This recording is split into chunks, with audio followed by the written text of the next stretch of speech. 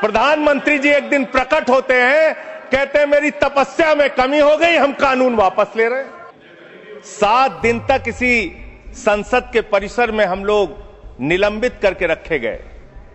तो मैंने ऐसे बिल देखे हैं जिनमें लाभ का तो निजीकरण कर रहे हैं, जोखिम का सार्वजनिकरण। क्या यह उचित है? इस देश के करोड़ों लोग सड़कों पर उतरे, उनको खालिस्तानी कहा गया, पाकिस्तानी कहा गया, गोलियां चलाई गई, लाठियां चलाई गई, बड़े बड़े कील गाड़ दिए गए सड़कों पे। Sir, this bill brings neither shanti nor security. It brings ashanti, it brings bipod, it brings khatra, it brings grave danger. मैं इस बिल का विरोध करता हूं। और विरोध क्यों करता हूं? जो 2010 का एक्ट था लायबिलिटी का, जो पुराने लोग हैं सब जानते हैं कि न्यूक्लियर डील के बाद ये बिल लाया गया था और एक स्टैंडिंग कमेटी को भेजा गया था कि हमारा पूरा न्यूक्लियर प्रोग्राम ऐतिहासिक रूप से कुछ सिद्धांतों पर आधारित था। उसमें एक महत्वपूर्ण सिद्धांत था कि जहां रिस्क कैटास्ट्रोफिक होने की संभावना है, वहां राज्य अनुपस्थित ना हो। राष्ट्रपिता महात्मा गांधी से आपको क्या समस्या है मान्यवर? अरे वो राष्ट्रपिता महात्मा गांधी इतने महान है, इतने महान है, इतने महान है कि दुनिया के 80 देशों में उनकी प्रतिमा लगी हुई है मान्यवर। 80 देशों में। आपने इस महत्वपूर्ण बिल पे मुझे अपनी बात कहने का मौका दिया। मान्यवर, मुझे आज वो दृश्य याद आ रहा है जब भारत की सरकार किसानों के खिलाफ 3 काला कानून लेकर आई थी, और उस समय हमने रोका था मान्यवर, निवेदन किया था, विनती की थी, हाथ जोड़ा था कि किसानों के साथ विश्वासघात मत कीजिए। लेकिन सरकार ने नहीं सुनी सर। हमने विरोध किया, हम बेल में आए, सरकार को चिताया, हमें सस्पेंड करके बाहर कर दिया गया सर। 7 दिन तक इसी संसद के परिसर में हम लोग निलंबित करके रखे गए। सरकार ने हमारी बात नहीं सुनी। 1.5 साल तक किसानों ने सड़क पे धरना दिया और 750 किसानों ने अपनी शहादत दी। संजय जी, उसके बाद बिल पर बोलिए। वो उसी पे बोल रहे हैं सर, इसी पे बोल रहे हैं, इसी पे बोल रहे हैं। इस देश का किसान बोलिए, इस देश का मजदूर, इस देश का अन्नदाता। सर आपका चेहरा आ रहा है, मेरा भाषण मेरा चल रहा है, चेहरा आपका आ रहा है। आपका इस देश का किसान, आपका आ रहा है, आपका आता है। इस देश का मजदूर, इस देश के करोड़ों लोग सड़कों पर उतरे, उनको खालिस्तानी कहा गया, पाकिस्तानी कहा गया, गोलियां चलाई गई, लाठियां चलाई गई, बड़े बड़े कील गाड़ दिए गए सड़कों पे। और 1.5 साल के बाद प्रधानमंत्री जी एक दिन प्रकट होते हैं, कहते हैं मेरी तपस्या में कमी हो गई, हम कानून वापस ले रहे हैं। आज मैं आपसे कहना चाहता हूं मान्यवर, यह ऐतिहासिक भूल आप करने जा रहे हैं, यह गुनाह और पाप आप दोबारा करने जा रहे हैं। और इस काले कानून को पास करने के बाद इस देश का मजदूर सड़कों पे उतरेगा, इस देश का किसान सड़कों पे उतरेगा, इस देश का आम आदमी सड़कों पे उतरेगा, जिसके पेट और पीठ दोनों पे आप छुरा मारने का काम कर रहे हैं। यह मैं कहना चाहता हूं मान्यवर।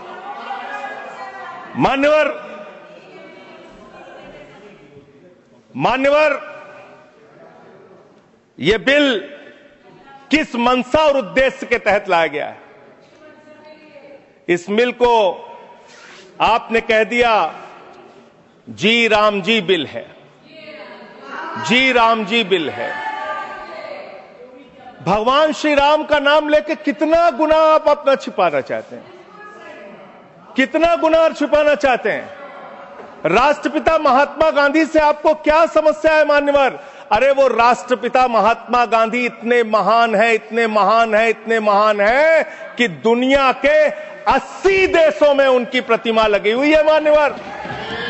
80 देशों में। और जब G20 का सम्मेलन हुआ दुनिया के तमाम राष्ट्राध्यक्ष आए, दुनिया के तमाम प्रधानमंत्री और राष्ट्रपति आए, तो भारत के प्रधानमंत्री को मजबूर होकर उसी राजघाट पर महात्मा गांधी के सामने सर झुकाना पड़ा। वो गोलवरकर की समाधि पे नहीं गए, गांधी की समाधि पे गए। वो गोडसे की समाधि पे नहीं गए, गांधी की समाधि पे गए। मान्यवर, राष्ट्रपिता महात्मा गांधी जो राम राज्य की कल्पना करते थे, राष्ट्रपिता महात्मा गांधी जो रघुपति राघव राजा राम का पाठ करते थे, राष्ट्रपिता महात्मा गांधी जो भगवान श्री राम के सच्चे भक्त थे। और याद रखिएगा मान्यवर, इस सरकार को आपके माध्यम से कहना चाहता हूं, भगवान को अपने भक्त से बहुत प्यार होता है। आज भगवान श्री राम आपको श्राप दे रहे होंगे कि तुम हमारे भक्त को अपमानित कर रहे हो, तुम अपने भक्त को, तुम हमारे भक्त को अपमानित कर रहे हो। भगवान श्री राम आपको जरूर श्राप दे रहे होंगे मान्यवर, मैं शिवराज सिंह जी चौहान कृषि मंत्री जी को अटल जी के एक घटना से याद दिलाना चाहता हूं, राम के नाम का महत्व। एक उनके प्रतिद्वंदी ने बयान दिया मान्यवर, राजनीतिक प्रतिद्वंदी ने, उस प्रतिद्वंदी ने कहा अगर अटल जी को पूजा करनी है तो मेरी पूजा क्यों नहीं करते, मेरे नाम में भी राम लिखा हुआ है। अटल जी ने उसको जवाब दिया, राम हमारे लिए मर्यादा के प्रतीक हैं, राम हमारे लिए आदर्श हैं, राम हमारे लिए आराध्य हैं, राम हमारे लिए देवतुल्य हैं। अरे राम वो हैं जो पिता का वचन निभाने के लिए 14 वर्ष तक वनवास में रहे। राम वो है जिसने लंका का नाश किया। और राम चरित्र का नाम है, राम मर्यादा का नाम है, राम आदर्श का नाम है। राम के नाम में चरित्र होना चाहिए, वरना तो हराम में भी राम लिखा हुआ है, वरना तो हराम में भी राम लिखा हुआ है। इसलिए राम का नाम लगा लेने मात्र से आपके गुनाह नहीं छिप जाएंगे। सुखराम नाम था ना मान्यवर, बेड के नीचे रुपया मिला था, बेड के नीचे रुपया मिला था। और मैं सोच रहा था कि जब क्या इस जी राम जी योजना से आप भगवान श्री राम का सम्मान कर रहे हैं या अपमान कर रहे हैं? आप भगवान श्री राम का सम्मान कर रहे हैं या उनको गली मोहल्ले गांवों में बदनाम कर रहे हैं? मैं पढ़ रहा था, एक खबर मिली, राजस्थान में मनरेगा योजना में 200 करोड़ का भ्रष्टाचार। मैंने पढ़ा गुजरात में 500 करोड़ रुपए का भ्रष्टाचार। ये सारे कागजात हैं। मैंने पढ़ा उत्तर प्रदेश में मनरेगा योजना में मजदूरों के नाम पे हजारों करोड़ का भ्रष्टाचार। हरियाणा में मान्य हजारों करोड़ का भ्रष्टाचार। सर योजना पे बोल रहा हूँ, सर योजना पे बोल रहा हूँ। सारा कागज चाहिए आपको, इनके भ्रष्टाचार का कागज चाहिए सर दे दूंगा, इनको दे दूंगा। लेकिन अब मैं सोच रहा था कि अब अगर चर्चा होगी तो क्या चर्चा होगी, लोग क्या कहेंगे? अरे भाजपाइयों ने जी राम जी योजना के तहत 1000 करोड़ का भ्रष्टाचार यूपी में कर लिया। अरे भाजपाइयों ने हरियाणा में 500 करोड़ रुपए का भ्रष्टाचार जी राम जी में कर लिया।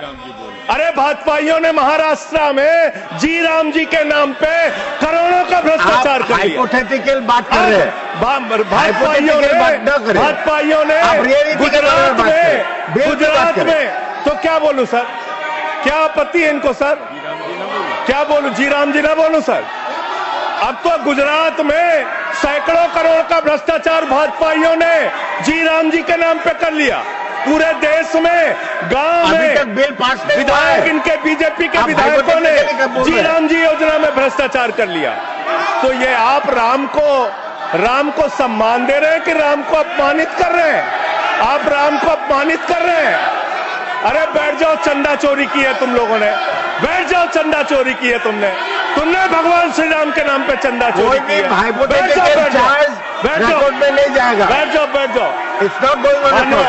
मान्यवर देखिए हमारा समय खा रहे हैं सर ये लोग। मान्यवर एक लाइन मुझे याद आती है, लाइन याद आती है इस बिल को पढ़ने के बाद। मेहनत तो करता हूं फिर भी घर खाली है बाबूजी। मेहनत तो करता हूं फिर भी घर खाली है बाबूजी। मिट्टी के कुछ दीपक ले लो, दिवाली है बाबूजी। मिट्टी के कुछ दीपक ले लो, दिवाली है बाबूजी। गरीब रोल पॉइंट ऑफ ऑर्डर 110 110। एक मिनट, 110 पॉइंट ऑफ ऑर्डर सुन लेते हैं। It is the right of the member. Yes, it is the right. You are bringing everybody who is coming on the bail and he's asking all the things. No.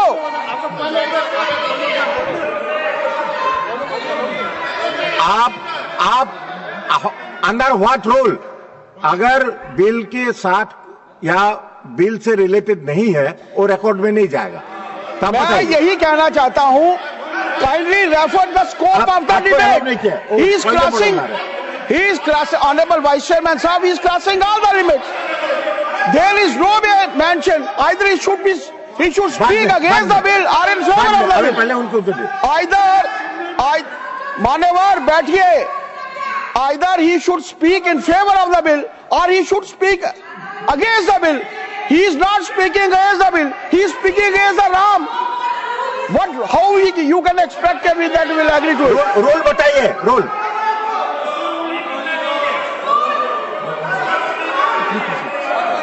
ठीक है संजय जी कर देते हैं बोलने। Sir LOP wants to speak.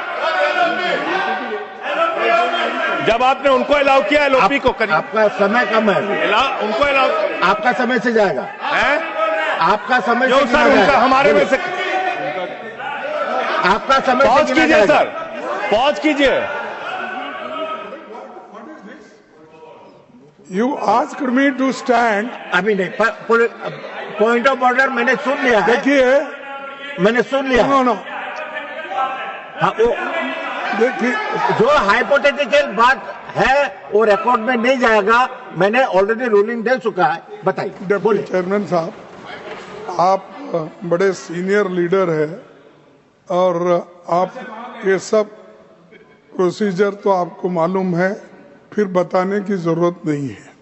लेकिन मैं आपसे विनती करता हूं कि जब वो खामोशी से बात कर रहे हैं और क्या मार रहे हैं क्या? देखिए वो खामोशी से बात कर रहे हैं, सुनिए। आपको अगर जचता नहीं, अगर आपको ये पसंद नहीं है तो आप उसका उत्तर बाद में दीजिए। पहले सुनिए उनका जो कहना चाहते हैं। हाँ, बोले। और उदाहरण के तौर पर अब उनको सारी चीजें वो उदाहरण के तौर पर बोल रहे हैं और कागज सामने रख के बोल रहे हैं। इसीलिए आप उनको परमिट देना, कहना जरा खामोश बैठ। धन्यवाद। मान्यवर मैं भाजपाइयों के लिए, भाजपाई मित्रों के लिए एक गाना गाना चाहता हूं कि देखो ऐ दीवानों ऐसा काम ना करो, राम का नाम बदनाम ना करो। राम का नाम बदनाम ना करो।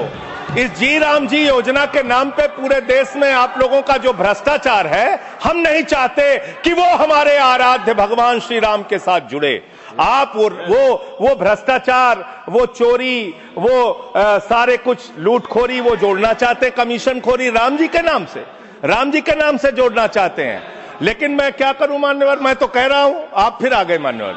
हम लोगों को हाँ तो मान्यवर हम तो कह रहे हैं देखो ऐ दीवानों ऐसा काम ना करो, राम का नाम बदनाम ना करो। लेकिन हमारे भाजपाई मित्र कह रहे हैं राम राम जपना पराया माल अपना, राम राम जपना पराया माल अपना। इनका ध्यान लूटखोरी और भ्रष्टाचार में लगा हुआ है। इस कानून में क्या लिखा हुआ मान्यवर? इस कानून में लिखा हुआ है मान्यवर, इसमें लिखा हुआ है कि 40% हिस्सा राज्य सरकारें देंगी, 60% हिस्सा केंद्र सरकार देगी।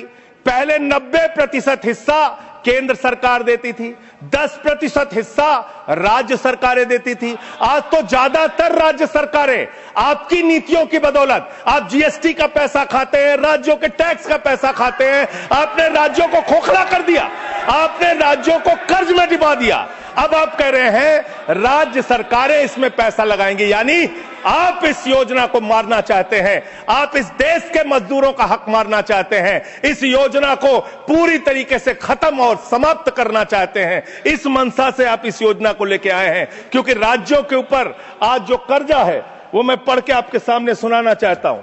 तमिलनाडु 8,34,000 करोड़ रुपए, उत्तर प्रदेश 7,69,000 करोड़ रुपए, महाराष्ट्र 7,22,000 करोड़ रुपए, पश्चिम बंगाल 6,58,000 करोड़ रुपए, कर्नाटक 5,57,000 करोड़ रुपए, राजस्थान 5,62,000 करोड़ रुपए, आंध्र प्रदेश 4,85,000 करोड़ रुपए, गुजरात 4,67,000 करोड़ रुपए, केरल 4,29,000 करोड़ रुपए, मध्य प्रदेश 4,18,000 करोड़ रुपए, तेलंगाना 3,89,000 करोड़ रुपए, बिहार 3,19,000 करोड़ रुपए। ये कर्जे में डूबे हुए राज्यों से, ये कर्जे में डूबे हुए राज्यों से आप ये कह रहे हैं कि 40% पैसा लगाओ, यानी कि सर आप ये हम बोल रहे हैं, कौन बोल रहा है सर? ये क्या हो रहा है? मैं आपसे पूछना चाहता हूं, राज्य जो कर्जे में डूबे हुए हैं, जो आप बोल रहे हैं वही रिकॉर्ड में जा रहा है। मान्यवर, मैं ये कहना चाहता हूं कि जो राज्य पहले से ही लाखों लाख करोड़ रुपए के कर्जे में डूबे हुए हैं, आप उनसे कह रहे हैं 40% पैसा आपको लगाना होगा। आप इस योजना में कह रहे हैं कि आप एरिया तय करेंगे, एरिया आप निर्धारित करेंगे कहां पे ये आपकी स्कीम लागू होगी या नहीं लागू होगी, इसको आप तय करेंगे। ये कितने 125 दिन की आप बात कर रहे हैं मान्यवर? आंकड़ा उठाकर देख लीजिए, मंत्री जी यहां पर मौजूद हैं। 100 दिन के रोजगार की गारंटी है मनरेगा योजना में, लेकिन औसतन पूरे हिंदुस्तान में 50 दिन से ज्यादा रोजगार आपने नहीं दिया। आपने मजदूरों के साथ धोखा करने का काम किया।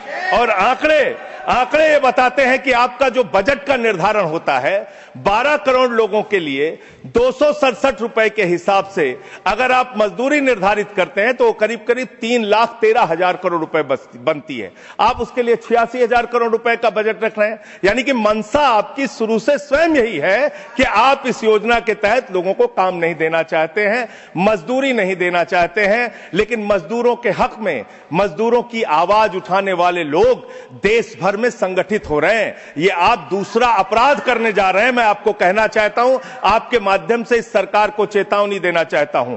कौन सी हक की लड़ाई लड़ रहे हैं महराज मलिक, जो हमारा विधायक है जम्मू कश्मीर का? वो जमीन के हक की लड़ाई लड़ रहा था, मजदूर के हक की लड़ाई लड़ रहा था। आपने उसको पीएसए का कानून लगा के जेल में डाल दिया। कौन से हक की लड़ाई लड़ रहे थे? सोनम वांगचुक मजदूर के हक की लड़ाई लड़ रहे थे, किसान के हक की लड़ाई लड़ रहे थे, आम आदमी के हक की लड़ाई लड़ रहे थे, लद्दाख के लोगों के हक की लड़ाई लड़ रहे थे। उस सोनम वांगचुक को, जो एक पढ़े लिखे प्रतिष्ठित व्यक्ति हैं, उनको आपने पकड़कर जेल में डालने का काम किया। आप पूरे देश में जबरदस्ती मामला है जी, तो ये रिकॉर्ड में नहीं जाएगा। क्यों नहीं जाएगा सर? क्यों नहीं जाएगा सर? मजदूर के लिए लड़ने वाले क्यों नहीं जाएगा? मैटर जो सर, है क्यों नहीं जाएंगे? वो रिकॉर्ड में नहीं जाएगा। आगे बोले सर, आगे बोले सर। मैं इस अवसर पर पंडित राम नरेश त्रिपाठी, जो हमारे सुल्तानपुर के हैं, उनकी एक कविता पढ़ना चाहूंगा।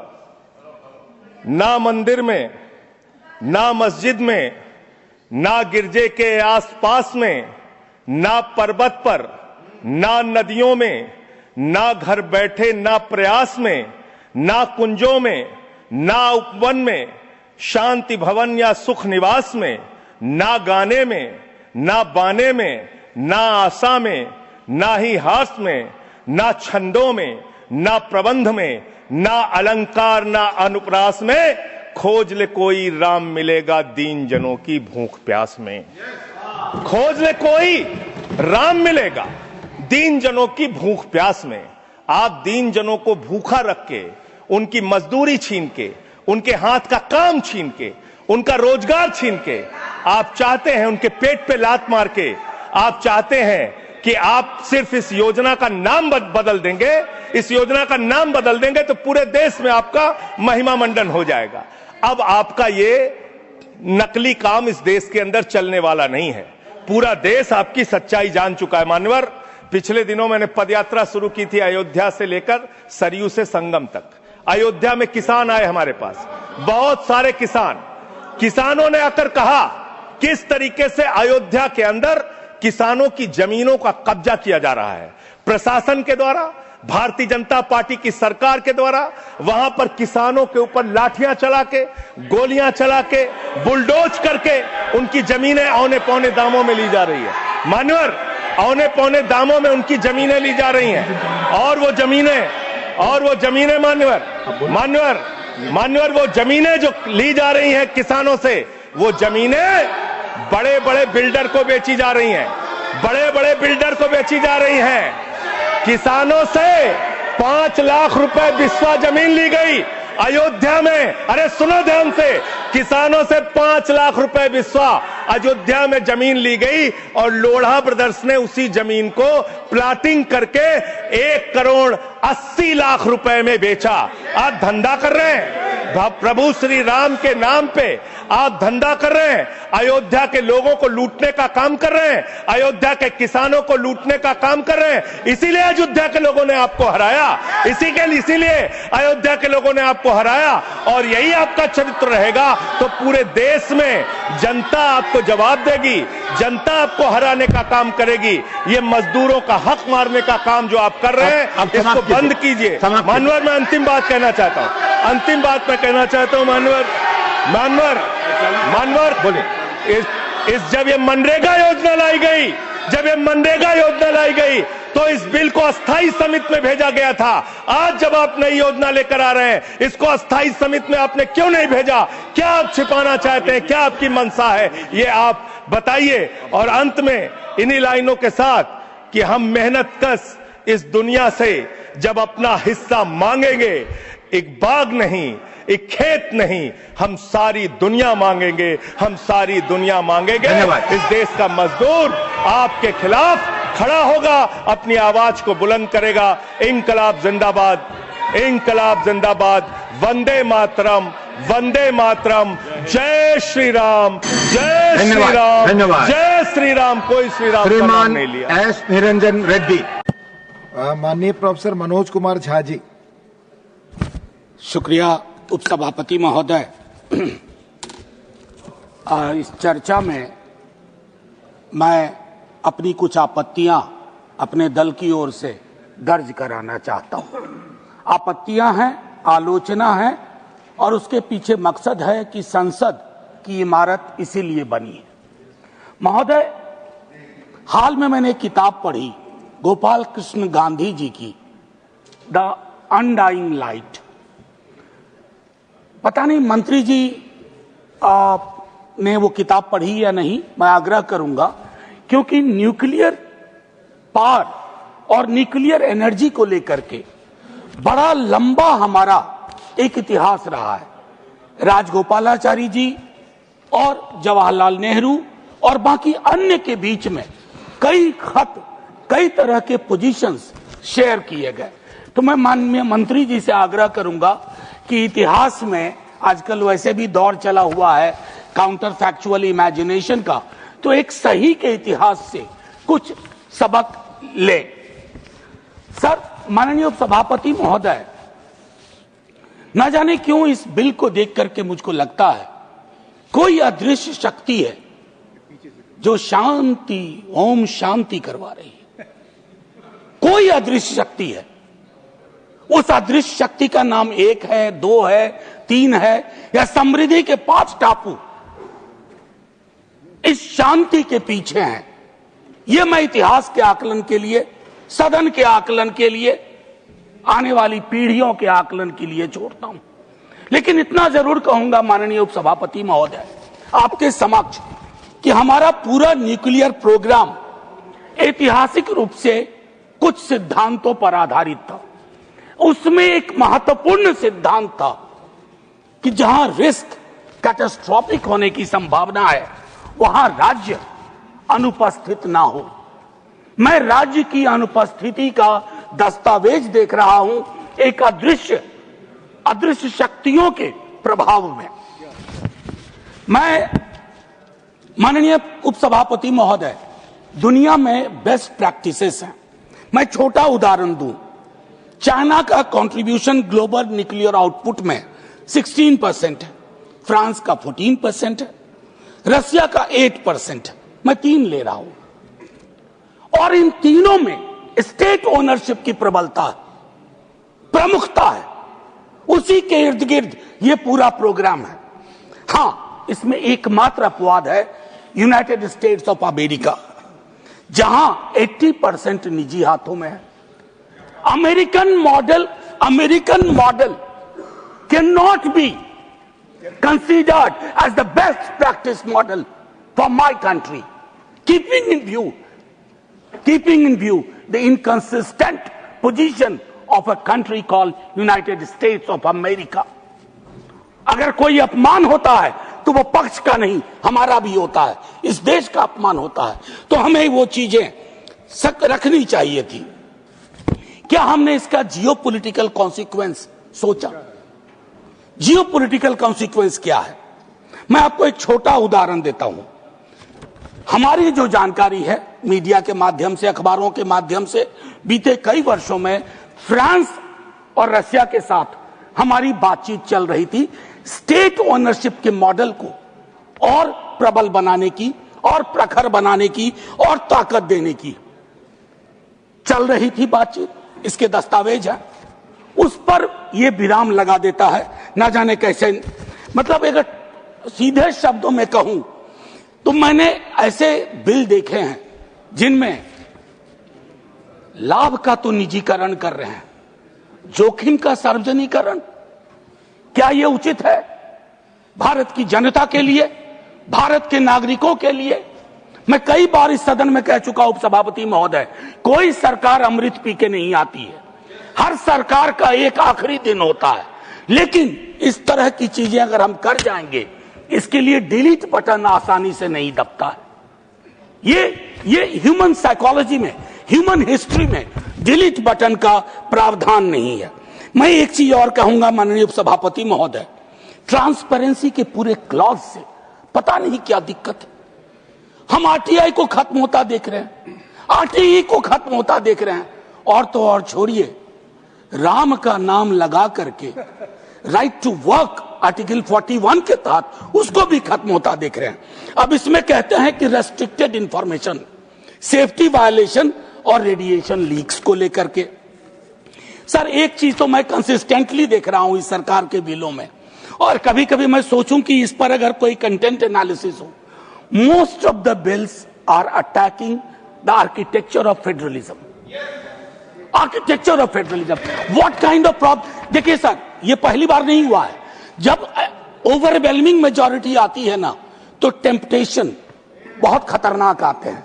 उन टेम्पटेशन को कंट्रोल करने की जरूरत है। जो कहते हैं ना कंट्रोल, वो नहीं कर पा रहे हैं। नतीजे में क्या हो रहा है? Most of the bills surpass that, it's attack. अब मैं कहूं रिस्क लोकल है, लेकिन निर्णय कहां होगा? दिल्ली दरबार में। क्या यह विसंगति नहीं है? मैं तो तमाम दलों से अपील करूंगा जो अलग अलग छोटे छोटे दल हैं। सर बस 30 सेकंड, नहीं 30 सेकंड। सर, आप तो इतिहास के छात्र रहे हैं। 1600 ईस्वी में एक कंपनी को एक चार्टर मिला था और वो ईस्ट इंडिया कंपनी राज्य में तब्दील हो गई। मैं सिर्फ ये कहना चाहता हूं, मेरा प्राइवेट और निजी से विरोध नहीं है, लेकिन सर, देश की सार्वभौमिक सत्ता, सार्वभौमिक आग्रह, सार्वभौमिक नियति, सार्वभौमिक मानदंड समृद्धि के 5 टापुओं के आगे जाकर के आत्मसमर्पण न कर दे, इसका बचाव इस संसद को करना है। एक नहीं, 2 नहीं, सब मिलकर करेंगे। अन्यथा माननीय उपसभापति महोदय, हम जिस बिल को शांति के नाम से पास कर रहे हैं, कहीं राज्य और राज्य की व्यवस्थाओं के लिए वो ओम शांति का क्षण ना हो जाए। जय Hind sir. This bill brings danger disguised as development, cronyism disguised as reform, surrender disguised as strategy. This bill is not just flawed, this bill is fundamentally dangerous, sir. Let me be clear. We are not debating whether India should pursue nuclear energy. As the honorable member before me said, India has always pursued nuclear energy responsibly for decades. India has always been a responsible nuclear state. But as a country, are we now prepared to abdicate our sovereign responsibility, gamble with public safety, and place one of the most sensitive sectors of the nation at the mercy of crony capitalism and government-friendly oligarchs as well as foreign pressure? Sir, this bill is not reform, it is recklessness. This bill is not for the public, it's for profit. This bill is not about sovereignty, it's about surrender. The ruling party must also remember that you, Mr. Minister, once accused the Manmohan Singh government of a sellout on the civil nuclear deal, on the Indo-US civil nuclear deal. Today, forget sellout. You are rushing through this crucial bill without any parliamentary oversight, simply because, as your leaders say, ab ki baar Trump Sarkar. That is why you are rushing through this bill. Sir, the government wants to produce 100 gigawatts of nuclear power capacity by 2047 under the Viksit Bharat program. But the way it is trying to do this is the privatization, in fact the oligarchization of nuclear power. Privatization can be benign if there's a level playing field, if there are checks, if it's open for all. But in the name of privatization, this government consistently promotes oligarchization, rule of the oligarchs. The Shanti Bill removes restrictions on private entry by allowing any company or person authorized by the central government to establish and operate a nuclear installation. This is a huge policy shift, as was pointed out, and ends 7 decades of state exclusivity over nuclear power. Let's admit that the scale of investment needed for setting up such industry can only be undertaken by the high-profile cronies of this government. And the question arises, is cronyism the reason why this government is paving the way for them? Why not go in for public-private partnership instead? And we all know, sir, who this government's favorite oligarchs are. We all know that the hum do, hamare do approach is what this government has adopted.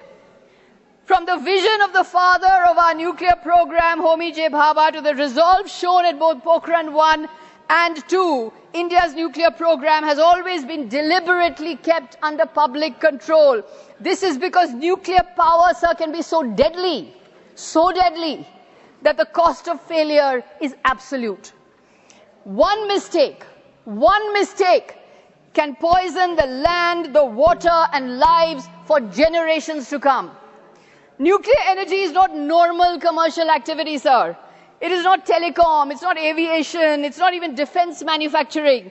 It is a strategic national asset bound up with national security, and the risks are existential for humankind. The risks are catastrophic. Should profit maximization and cost cutting be the aim of such a sector?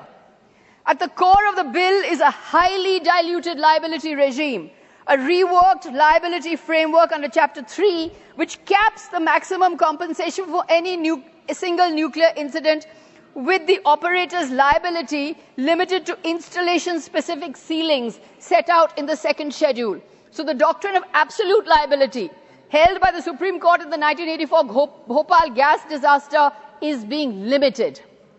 The bill repeals the existing Civil Liability for Nuclear Damage (CLND) Act of 2010, uprooting decades-old legal protections around nuclear accidents, weakening accountability for suppliers. The liability cap, 300 million special drawing rights or SDR, a few $100 million or 3,900 crore, is absurdly insufficient compared to the catastrophic cost of a major nuclear accident. As per the Shanti Bill, the sovereign top-up is discretionary in form and fund design, not automatic, in comparison to what existed under the CLND Act. This means that beyond the limit of 3,900 crore as per the second schedule, the government will be liable. And this is discretionary in function. The liability is discretionary. The clause is thus highly regressive as compensation beyond the given amount thus becomes optional, leaving communities and victims helpless. The citizen of India will be rendered helpless. Nuclear disasters take place on a vast scale, sir. In the 1986 Chernobyl catastrophe, the property damage was $7 billion, with 350,000 people resettled. In the Fukushima Daiichi disaster of 2011, the cleanup and compensation cost $180 billion, with 160,000 temporarily or permanently evacuated.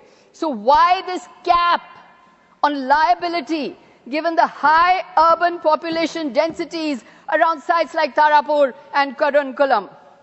The 2010 Act clearly defined the operator as a government or government company and allowed right of recourse, Section 15, against suppliers for defective components. The Shanti Bill redefines operators to include any company and allows liability transfer via contract, making supplier liability voluntary. The Shanti Bill shifts liability and recourse rules towards contract rather than statute, meaning suppliers can be insulated in the fine print of the contract and victims' ability to seek redress becomes uncertain. This is because contracts will be negotiated from an unequal bargaining position. It is terribly unfair to the victims, potential victims. Removing the provision of right of recourse is nothing but the anti-people playbook of the BJP. You are pro-oligarchy and anti-people. We have seen this play out in Bengal, where you have stopped Manrega and frozen funds amounting to 52,000 crore. What you want is people should have no right of recourse. But Bengal Chief Minister Mamata Banerjee will always stand with the people of Bengal. That's exactly why we started the Kanya Shri scheme, paying 51 lakh beneficiaries from the state-owned funds. Nuclear. But you only understand the language of profit, not the language of the people. Profit and nuclear safety cannot coexist, sir. One rewards cost cutting, the other demands zero tolerance for error. These are irreconcilable philosophies, and the helpless Indian citizen will pay the price. Nuclear accidents are not imaginary fears. Chernobyl was not the result of mere technical failure. It was weak oversight and political pressure to prioritize output over safety. As a result, human lives were destroyed for generations. For generations, human lives were destroyed. Nuclear radiation does not negotiate. Nuclear radiation does not forgive. Nuclear radiation does not respect contracts and corporate liability clauses. We still remember the photo of the lifeless baby lying in the Bhopal mud. Shanti removes explicit acknowledgement of long-term radiation injury and allows the government to exempt facilities deemed insignificant risk. This is a violation, sir, of the ILO Convention number 115 on radiation protection.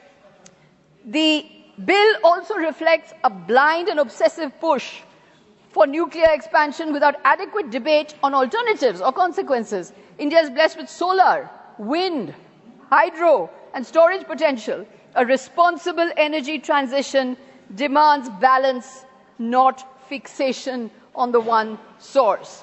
Energy security cannot come at the cost of human security. When safety audits slow down profits, which one will be sacrificed, sir? Which one will be sacrificed? Safety audits or profits? When maintenance budgets threaten balance sheets, what will be cut?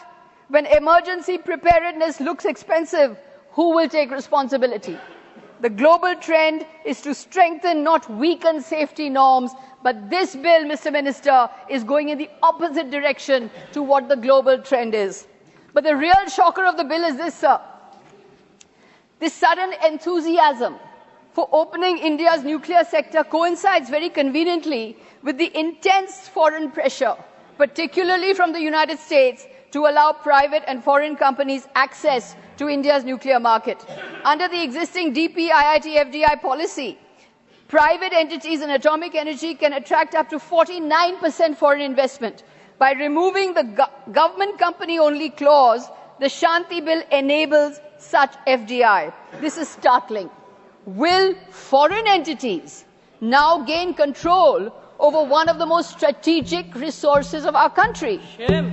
Is India's nuclear law being rewritten to suit foreign commercial interests? Shame. Is Parliament being asked to legalize what was politically promised abroad? Is national policy being shaped to please Washington rather than protect the citizens of India? Shame. This is a government of मुंह में स्वदेशी, दिल में विदेशी. मुंह में बोलते हैं आत्मनिर्भर Bharat, but the dil is videshi. We must again remember the slogan shouted with great enthusiasm by the leader of this government, Ab ki baar Trump Sarkar. That is what their motto is, Ab ki baar Trump Sarkar. It is sad that this slogan, Ab ki baar Trump Sarkar, seems to have become a policy for this government. Shame. This is not the Shanti Bill, sir. This is the TRUMP bill, the Trump bill, the Reactor Upgradation Management Program, TRUMP. This bill cannot be rushed through Parliament. This bill requires discussion. It requires extensive inputs from stakeholders. It requires a long legislative process. It is a shame that the Prime Minister is not in the House when this crucial bill is being discussed. Citizens of India's lives are at stake. Existentially, humankind is at stake. Nuclear radiation is a possible fallout. How can this bill be passed? How can this bill be rushed through Parliament with 4 hours notice, with a 4-hour debate? It cannot happen, sir. This bill has to be thought about more. There have to be more discussions. There have to be greater consultations with stakeholders. Otherwise, the lives of citizens of India are at stake. The lives of helpless citizens of India are at stake. I want to point out to you one important fact here, sir, that the nuclear installations that exist in our country are all in tribal areas, in the tribal regions. Nuclear mining, primarily for uranium, significantly impacts tribal regions globally, notably in India's Jharkhand, in the Jarugoda area, where indigenous communities, Santhal, Munda, Ho, suffer severe health crises like cancers, deformities, and contaminated water from mining. Are we going to let these helpless, vulnerable communities be at the mercy of profit maximization of oligarchs? Is that what we are trying to do here? This bill cannot go through in this shoddy, rushed manner. It needs much greater deliberation, much greater discussion. I would urge the minister who is sitting here, please rethink. The lives of Indians are at stake. The lives of citizens are at stake. This bill must not go through in this form. We need greater discussion. Thank you, sir. Jai Hind, Vande Mataram, Joy Bangla. बहुत कम समय है, इसलिए मैं बहुत संक्षेप में ही बात करना चाहूंगा। नंबर 1, मैं इस बिल का विरोध करता हूं। और विरोध क्यों करता हूं? जो 2010 का एक्ट था लायबिलिटी का, जो पुराने लोग हैं सब जानते हैं कि न्यूक्लियर डील के बाद ये बिल लाया गया था और एक स्टैंडिंग कमेटी को भेजा गया था। इतना महत्वपूर्ण बिल था ये, और आज भी है, कि इसको भी स्टैंडिंग कमेटी को जाना चाहिए था। मैं उस बिल की स्टैंडिंग कमेटी में था। न्यूक्लियर डील पर जब चर्चा हुई थी, वो सबसे महत्वपूर्ण और बहुत ही सेंसिटिव एक इस तरह का दिन था देश में। ये लग रहा था कि आज शाम को सरकार मनमोहन सिंह की बचेगी या नहीं बचेगी। उस वक्त भी मैंने कहा था उसमें कि ये हमें हर वक्त जो यूरेनियम की जरूरत पड़ती है, चाहे वो शांतिमय प्रयोगों के लिए, और ये तो कह नहीं सकते थे कि वेपनाइज करने के लिए भी है, लेकिन जरूरत तो है ही, असली जरूरत थी वो। तो उसके लिए था कि हमारे यहाँ इतना बड़ा भंडार है थोरियम का कि अगर हम फास्ट ब्रीडिंग ब्रीडर रिएक्टर्स बनाएं न्यूक्लियर यूरेनियम 233 और उसके सहयोग से, तो आगे चल के हमें कोई दिक्कत दूसरों से यूरेनियम लाने की जरूरत नहीं पड़ेगी। और एनरिच्ड यूरेनियम 235 या प्लूटोनियम 239 जो है, जो एटम बम बनाने के लिए और वेपनाइज करने के लिए जरूरत पड़ती है, उसका जो बाहर से ला रहे हैं उससे काम चलता रहेगा, लेकिन उस दिशा में हम बढ़े नहीं आगे। और ये कहना कि न्यूक्लियर एनर्जी के माध्यम से हम सारी उसकी पूर्ति कर लेंगे, अभी हमारे पास न्यूक्लियर एनर्जी कितनी है? 2-3% से ज्यादा नहीं। हम कितना ही कोशिश करें तब भी बहुत जल्दी एक बड़ा हिस्सा न्यूक्लियर एनर्जी का हमारे पास जो अभी हम है उसकी तुलना में बहुत ज्यादा बड़ा हिस्सा नहीं आ सकता। लेकिन इसके खतरे भी बहुत हैं। संदीप जी ने बताया था, मैंने तो स्वयं देखा कि हमारे जो उत्तर प्रदेश में नरौरा में न्यूक्लियर रिएक्टर है, पावर रिएक्टर, वहां से जो रेजिड्यू जाता है, जो ट्रकों में जाता है, पुलिस के संरक्षण में जाता है, और 20 किलोमीटर से ज्यादा की रफ्तार से वो ट्रक नहीं चल सकते। इतना खतरनाक होता है कि लोग डरते हैं जब वो रेजिड्यू वहां से जाता है कि कहीं कोई बात न हो जाए। तो इसमें आप जो हटा रहे हैं लायबिलिटी का, सप्लायर के ऊपर लायबिलिटी का अगर नहीं होगा तो उसका कोई लाभ ही नहीं। इसके माने आप प्राइवेटाइज ऐसा करने जा रहे हैं कि कुछ लोगों को लाभ पहुंचाने के लिए देश की जनता के ऊपर अगर कोई इमरजेंसी हो, कोई बात हो, कहीं किसी तरह का, जैसे चेरनोबिल में हुआ था या जापान में हुआ था, ऐसा हो जाए तो सब पब्लिक के ऊपर आ जाएगा। जितना नुकसान होगा टैक्स पेयर जो है उसको सब पे करना पड़ेगा। तो आज तक ये लोगों की, आम लोगों की समझ में आता है।